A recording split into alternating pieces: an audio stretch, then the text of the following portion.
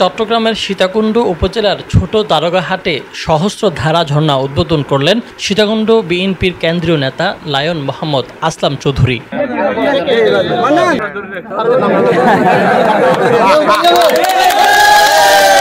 প্রকৃতির অপার সৌন্দর্যময় সীতাকুণ্ডের সহস্রধারা ঝর্ণা দেশ বিদেশের ভ্রমণ পিপাসুদের কাছে অত্যন্ত আকর্ষণীয় একটি স্থান।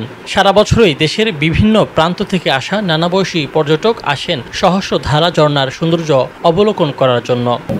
ওনাদেরকে সম্মান জানানো, আমার বন্ধু হিসেবে ওনাকে সম্মান জানানোর জন্য আমাদের আসা মনীয় জায়গা।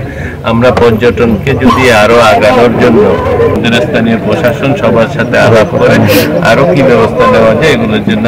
কিন্তু এমন দর্শনীয় স্থান এতদিন পর্যটকদের জন্য ছিল না খাবারের এবং একটু বিশ্রামের কোনো ব্যবস্থা।